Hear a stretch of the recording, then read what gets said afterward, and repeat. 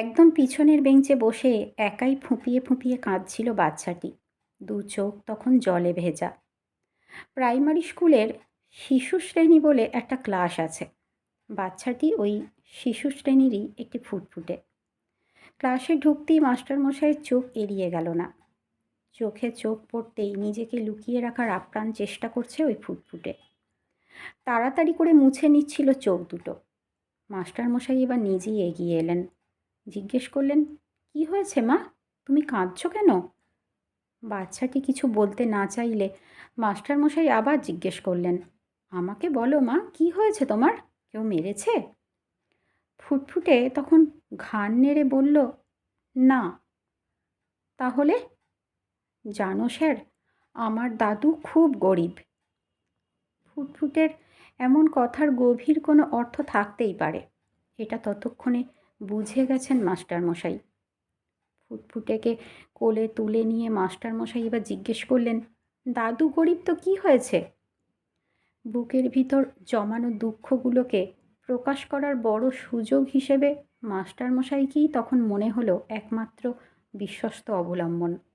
একটু সাহস সঞ্চয় করে কান্না ভেজা চোখ নিয়ে জড়ানো গলায় ফুটফুটে জিজ্ঞেস করল, তোমাকে কথাগুলো বললে তুমি আমার মাকে, আমার বাবাকে বলে দেবে না তো স্যার? সন্তানকে কোলে নিয়ে বাবাদের যেমন অনুভূতি, ঠিক তেমনই অনুভব করছিলেন মাস্টারমশাই। অন্যের সন্তান জেনেও নিজের সন্তানের মতো ভেবে তার সাফল্যে আনন্দ পাওয়া বা দুঃখে দুঃখী হওয়া, এমন অনুভব করাটা মাস্টারমশাই দিদিমণিদের একটা মহৎ গুণ। মাস্টারমশাইয়ের অন্তরে তখন অদম্য স্নেহের মন্দাকিনী। ফুটফুটেকে অভয় দিয়ে বললেন, কাউকে বলবো না মা, তুমি আমাকে নির্ভয়ে বলো, কি হয়েছে তোমার? জানো স্যার, আমার দাদুকে ভালোবাসার কেউ নেই। কেন? এ কথা কেন বললে মা? তোমার ঠাম্মা আছেন, তোমার বাবা মা আছেন, তুমি আছো, এত সবাই আছে, আর তুমি বলছো ভালোবাসার কেউ নেই? কান্না ভেজা চোখ নিয়ে ফুটফুটে ফুঁপিয়ে বলল, ঠাম্মাই তো সব থেকে বেশি ভালোবাসতো। কেন, এখন আর ঠাম্মা বাসে না? কি করে বাসবে? ঠাম্মা তো ভগবানের কাছে চলে গেছে। ঠাম্মা চলে যাওয়ার পর থেকে আমার মা, বাবা কেউই দাদুকে ভালোবাসে না। দাদুকে খেতেও দেয় না আমার মা। মা বলে, ওই বজ্জাত বুড়োটা কেন আগে গেল না, গেলেই বাঁচি। দাদু আর বাড়িতেই থাকে না। দাদু সকালে বেরিয়ে যায়, রাতে ফেরে। দাদুর একটা দোকান আছে বাজারে, দোকানেই রান্না করে খায়। দাদু কি কোনোদিন একা একা রান্না করে খেয়েছে? ঠাম্মা দাদুকে কত সুন্দর করে থালায় সাজিয়ে খেতে দিত। এখন দাদু নিজেই রান্না করে খায়। আমার খুব কষ্ট হয়। আমার বাবা কত বড়লোক, বাবার গাড়িও আছে। বাবাও দাদুকে ভালোবাসে না। দাদুকে খাবার কথাও বলে না বাবা। আচ্ছা স্যার, দাদুকে কেন কেউ ভালোবাসে না?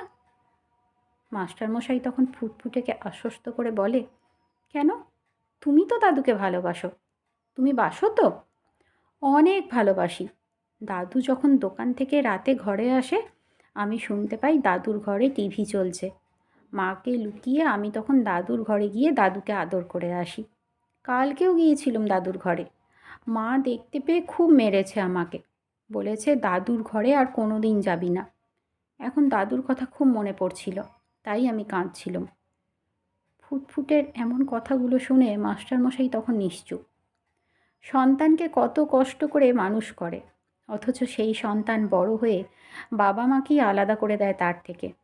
এমনটা ভাবতে গিয়ে ভীষণ কষ্ট হচ্ছিল মাস্টারমশাইয়ের। মাস্টারমশাইকে চুপ থাকতে দেখে ফুটফুটে জিজ্ঞেস করল, ও স্যার, আমার যদি এত কষ্ট হয়, তাহলে আমার বাবার কি একটুও কষ্ট হয় না?